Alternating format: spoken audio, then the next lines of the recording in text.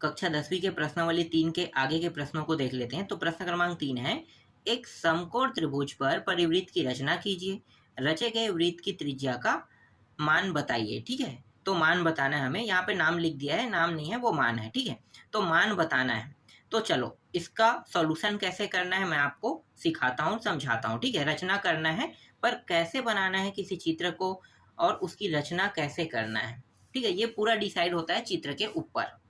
तो सबसे पहले यहाँ पे आपको दिखाई दे रहा होगा ये चित्र। इस चित्र को मैंने जब बनाया तो ये पूरा प्रक्रिया में बना है, जैसे जैसे इन्होंने कहा है वैसे वैसे मैंने किया है। तो चलो मैं स्टेप बाय स्टेप बताता हूँ। ठीक है, यहाँ पे मैं पहले ही बना लिया हूँ तो आपको स्टेप को बताते चलूंगा, और वही सारी चीज़ें हमें क्या करना है, लिखना है। ठीक है, पहले कुछ फॉर्मेलिटी लिखना होता है, जैसे कि दिया है प्रश्न में कहा गया था समकोण त्रिभुज की रचना करना है ना, समकोण त्रिभुज में परिवृत्त की रचना करना कह रहा है। तो समकोण त्रिभुज को लिख देंगे दिया है कह के, और इसके बाद रचना करनी है। समकोण त्रिभुज क्या है, एबीसी, एबीसी एक त्रिभुज है के परिवृत्त की रचना करना है। परिवृत्त का मतलब क्या होता है, परिवृत्त का मतलब होता है कि त्रिभुज के बाहरी हिस्से में वृत्त का निर्माण करना, और अगर अंतःवृत्त कह दिया तो त्रिभुज के अंदर में वृत्त का निर्माण करना। इतना याद रखना। ठीक है, परिवृत्त अलग होता है और अंतःवृत्त अलग होता है। परिवृत्त और अंतःवृत्त में अगर आप कंफ्यूज हो जाते हो तो आपका सॉल्यूशन गलत हो जाएगा।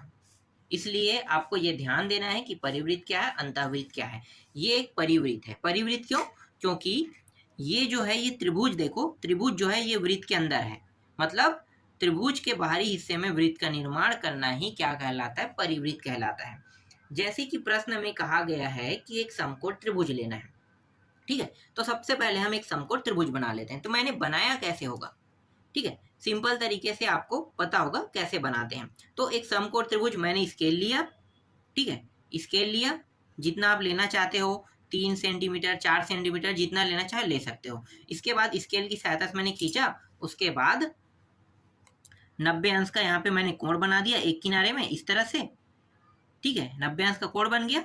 ठीक है, कोण बनाने के बाद दो रेखाओं को जितना चाहो उतना ले सकते हो। ये रेखा बहुत बड़ा होगा ना, बहुत लंबा जाएगा, तो लंबा ना लेके छोटा कर लो उसको। छोटा करके जितना छोटा करना चाहो 2 सेंटीमीटर 3 सेंटीमीटर, उसमें इसमें क्या करो, एक रेखा खींच दो, तो क्या बन जाएगा, एक समकोण त्रिभुज। तो इस प्रकार से मैंने समकोण त्रिभुज बनाया। तो इसे आप सिंपल तरीके में कैसे लिख सकते हो, जो मैंने किया इसे, क्योंकि प्रश्न में कहा है दिया है, तो दिया है कहे कि इतना सारा हमें झमेला तो नहीं करना है। सिंपल तरीके से क्या करना है, बस इतना बताना है कि समकोण त्रिभुज ABC बनाया जिसमें कोण भी 90 अंश का है।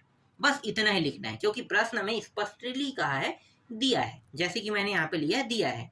ठीक है, दिया है समकोण त्रिभुज, तो इसलिए इसमें ज्यादा झमेला नहीं करना है, बस इतना ही लिखना है। अब जो दिया नहीं है उसमें ज्यादा झमेला करना होता है, क्योंकि उसे हमें स्टेप बाय स्टेप फॉलो करना होता है, जो जो हमें करना होता है। तो चलो अगला जो है वो मैं आपको बताता हूँ। तो अगला मैंने क्या किया, ये जो समकोण त्रिभुज आपको दिखाई दे रहा है, ठीक है, इसमें ये जो बी पॉइंट है ये 90 अंश का है, ये तो समझ में आ गया। और ये AC क्या है, कर्ण है, कर्ण है। तो इस कर्ण पे, और ये जो BC है, चलो BC की बात बाद में करते हैं, पहले AC, ये जो AC रेखा है इसे दो हिस्सों में हम बांट देते हैं। ठीक है, दो भागों में बांट देंगे। तो इसे हम नाप लेते हैं कि कितना है। तो ये 3 पॉइंट कितना आ रहा है, 2 आ रहा है। 3.2 नहीं, एक मिनट, कितना आ रहा है, 3 पॉइंट, यहाँ पे 6 7 8, ठीक है 3.8 आ रहा है ना, एक मिनट, नहीं 3.6, देखो यहाँ पे आ रहा है 3 पॉइंट, यहाँ पे आ रहा है 6 है, तो 3 पॉइंट यहाँ पे 6 आ रहा है। तो 3.6 का आधा कितना होता है, इसका आधा होगा 1.8। तो 1.8 पे मैंने यहाँ पे टिक लगा दिया। ठीक है, यहाँ पे मैंने क्या कर दिया, 1.8 पे टिक लगा दिया। टिक लगाने के बाद इसमें मैं क्या करूंगा, चांदे की सहायता से 90 अंश का कोण बना लूंगा। उसी को हम क्या कहते हैं, लंब रेखा कहते हैं। 90 अंश का कोण क्या होता है, सीधा सीधा जाता है। तो इस तरह से मैंने यहाँ पे एक बिंदु पॉइंट प्राप्त किया, 90 अंश का क्या क्या कोण। ठीक है, और इसको इस प्रकार से स्केल की सहायता से इसे इस तरह से डॉट डॉट डॉट डॉट करते करते यहाँ तक मैंने बढ़ाया और इसका नाम दे दिया L। इसी प्रकार ये जो BC रेखा है, ठीक है, BC रेखा, इस रेखा में भी मुझे क्या करना है, लंब प्राप्त करना है। तो मैंने कैसे लंब प्राप्त किया होगा, देखो इस प्रकार से हम रखेंगे, और ये जो बिंदु हमें प्राप्त हुआ है ना, इस बिंदु को 90 अंश के बीचों बीच लेना है रेखा की, उसी प्रकार से लंब लेना है हमें। तो देखो ये इस प्रकार से ये बिंदु पॉइंट यहाँ पे टच हो गया, यहाँ पे बिंदु पॉइंट एक प्राप्त हो रहा है, दिखा रहा हूं मैं यहाँ पे। ठीक है, अब इसको क्या करेंगे, इन दोनों बिंदु पॉइंट को मिलाते हुए एक रेखा खींचेंगे इस प्रकार से। इस प्रकार से मिलाते हुए मैंने क्या किया, एक रेखा खींचा, समझो, देखो इस प्रकार से मिलाते हुए इस तरह से। और ये जो है ये क्या है, एक लंब है ना, तो लंब है तो इस लंब का नाम मैंने एम दे दिया। अब इसे आप लिखोगे कैसे, तो दूसरा पॉइंट में आपको ये बताना होगा कि ए सी व बी सी दोनों में क्या खींच रहे हैं, लंब बना रहे हैं ना, तो लंब को दोनों में लंब है, तो लंब को हम क्या कहेंगे, लंबार्धक कहेंगे। ठीक है, क्योंकि एक लंब नहीं है, इसमें भी लंब है, इसमें भी लंब है। ठीक है, ए सी में भी लंब है और बी सी में भी लंब है, तो दोनों लंब को हम क्या कहेंगे, लंबार्धक रेखा खींचा। तो लंबार्धक रेखा जब हम खींचते हैं तो एक हमें एल प्राप्त हुआ, एल रेखा, और दूसरा हमने क्या प्राप्त किया, एम रेखा प्राप्त किया। ठीक है, तो इस तरह से आप बता सकते हो एल रेखा प्राप्त हुआ और एम रेखा प्राप्त हुआ, या फिर आप इसे खींचा कह सकते हो। ठीक है, जैसे कि यहाँ पे मैंने बताया है, भुजा ए सी व बी सी के लंबार्धक रेखा क्रमशः एल व एम खींचा। ठीक है, सिंपल हो गया। अब जब इन दोनों को खींचते हैं तो एक बिंदु पॉइंट प्राप्त होता है, यहाँ पे दोनों रेखा जहाँ पे टच हुआ वहां पे बिंदु पॉइंट मिल रहा है, इसको हम क्या कहते हैं, क्या कहेंगे, ओ नाम दे देंगे। ठीक है, तो यहाँ पे लिखो जिसका प्रतिच्छेद बिंदु ओ प्राप्त हुआ। सिंपल है, जैसे जैसे मैंने किया और जो जो स्टेप बाय स्टेप मुझे जो प्राप्त हो रहा है वो चीज मैं लिखते जा रहा हूं। तो ओ क्या हुआ, बिंदु प्राप्त हुआ। ठीक है, अगला स्टेप आते हैं। अब मैं क्या करूंगा, अब मैं इसके एक सिरे को यहाँ पे रखूंगा और एक सिरे को बी में रखूंगा। ठीक है, चाहे आप ए में रखो, सी में रखो, कहीं पे भी रखो, वृत्त का निर्माण तो हो ही जाएगा ना। तो एक सिरा को हमने बी पे रखा और एक सिरा को हमने कहाँ पे रखा, ओ पे। उसके बाद क्या करेंगे, इसे गोल घुमाएंगे। आपको पता है वृत्त कैसे बनाते हैं, गोल घुमाने से। तो गोल घुमाएंगे तो देखो एक पॉइंट ए के पास आएगा। ठीक है, इसी तरह से ये सी के पास भी आएगा, इस तरह से। तो एक क्या हो जाएगा, वृत्त का निर्माण हो जाएगा। तो ओ और बी को त्रिज्या मानकर, किसको त्रिज्या माना हमने, ओ और बी, क्योंकि जो मैंने पहला स्टेप लिया था वो कहाँ पे था, यहाँ पे। तो ओ और बी जो बिंदु पॉइंट है उसको त्रिज्या लेकर और ओ को केंद्र मानकर वृत्त खींचा। ठीक है, मैंने क्या किया, वृत्त खींचा, जिसके बिंदु पॉइंट में क्या क्या क्या कौन कौन से बिंदु पॉइंट मिले, ए बी सी, तीनों बिंदु पॉइंट को टच किया उन्होंने। ठीक है, जब वृत्त बना रहे हैं तो तीनों बिंदु पॉइंट टच हुआ, बिल्कुल हुआ, तो तीनों बिंदु पॉइंट से होकर जाएगा। ठीक है, तो इसको आप लिखना कैसे है, देखो ओ बी को त्रिज्या लेकर ओ को केंद्र मानकर वृत्त खींचा जो बिंदु ए बी व सी से होकर जाता है। बिल्कुल सही है स्टेप। ठीक है, उसके बाद एक वृत्त जो हमें प्राप्त हो उसे हम क्या कहेंगे, परिवृत्त कहेंगे। अतः यही अभिष्ट परिवृत्त है तथा वृत्त की त्रिज्या भी नापना है। तो वृत्त की त्रिज्या कितना होगा, 3 पॉइंट कितना आता, 6 आया था ना, तो उसका आधा कितना, 1.8। तो वृत्त की त्रिज्या वही 1.8 होगा, उसे भी हम निकाल लेंगे। तो आप स्केल की सहायता से नाप सकते हैं।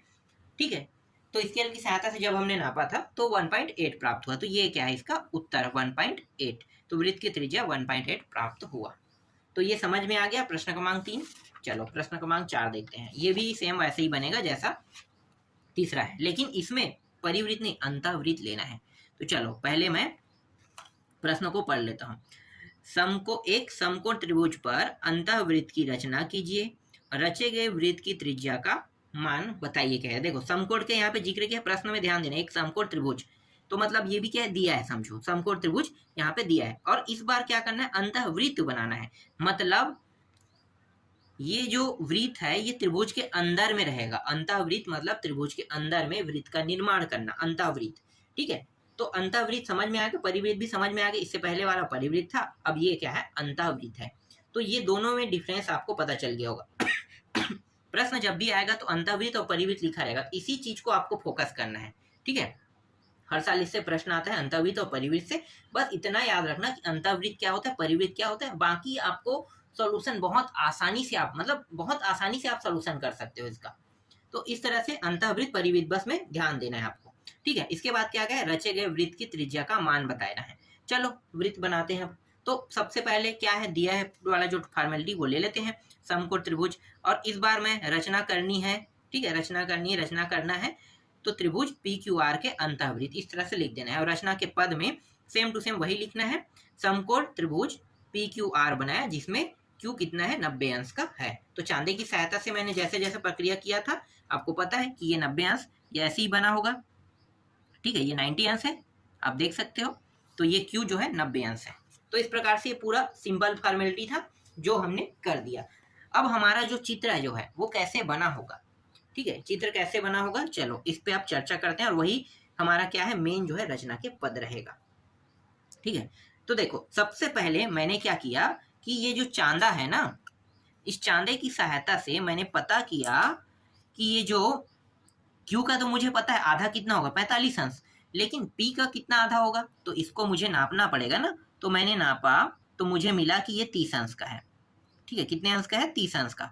तो 30 अंश यहाँ पे प्राप्त हो गया। अब 30 का आधा कितना होगा, 15। तो 15 अंश पे मुझे क्या करना है, यहाँ पे टिक लगा देना है, और टिक लगा के बाद इस रेखा को आगे मुझे बढ़ाना है। इसी तरह से यहाँ पे भी मैंने किया था, 45 अंश का आधा 90 अंश का आधा कितना होता है, 45 अंश। तो 45 अंश पे मैंने क्या किया, टिक लगाया इस तरह से।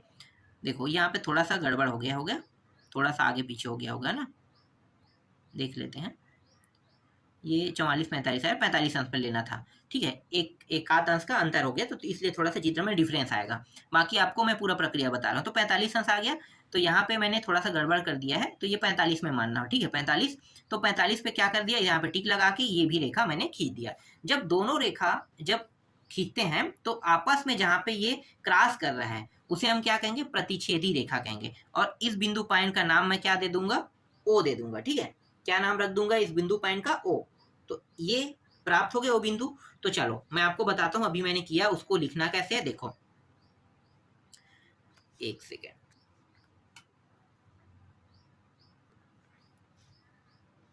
देखो कोण P, ठीक है, और कोण ये L जैसा दिखाई दे रहा है, ये कोण है ना, मैं गलती से ये कोण को L जैसा लिख दिया हूं।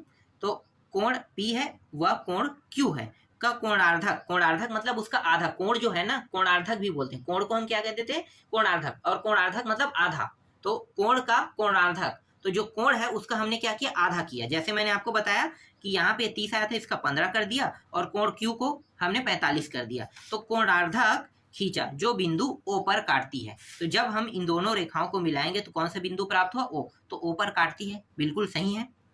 जो मैंने नेक्स्ट स्टेप में दूसरा पॉइंट में मैंने किया है वो यही है, बिल्कुल दूसरा पॉइंट में आपको यही करना है, ठीक है। इसके बाद हमने क्या किया, इसके बाद बिंदु O से, ठीक है, PQ पर लंब खींचा। तो बिंदु O से PQ पर लंब तो कैसे खींचा हूं मैं, आपको कैसे पता होगा कि कैसे खींचा जाएगा।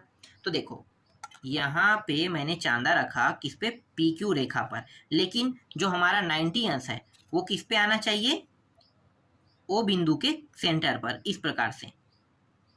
बिल्कुल देख लो ये O बिंदु को टच कर रहा है, ध्यान दो यहाँ पे ये O बिंदु को 90 अंश वाला रेखा यहाँ से टच कर रहा है। तो यहाँ पे मैंने बिंदु पॉइंट यहाँ पे डाला, और उसके बाद क्या कर दिया, ये O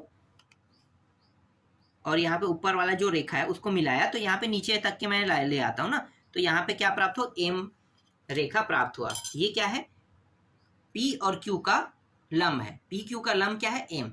तो इसका नाम मैं क्या दे देता हूँ, एम दे देता हूँ, या फिर एल। इसमें मैंने एल दर्शाया है तो मैं यहाँ पे एल दे देता हूँ इसको, ठीक है, एल। तो इस प्रकार से मुझे एक बिंदु प्राप्त होगा, इसका नाम मैंने दे दिया एल। तो इसको आपको कैसे लिखना है, देखो बिंदु O से PQ पर क्या OL खींचा, ठीक है। तो ये OL क्या है, लंब है। तो PQ पर लंब OL खींचा। ये भी समझ में आ गया, ठीक है। अब क्या करेंगे, अब वृत्त का निर्माण करेंगे। तो बहुत आसान है वृत्त का निर्माण करना, ठीक है।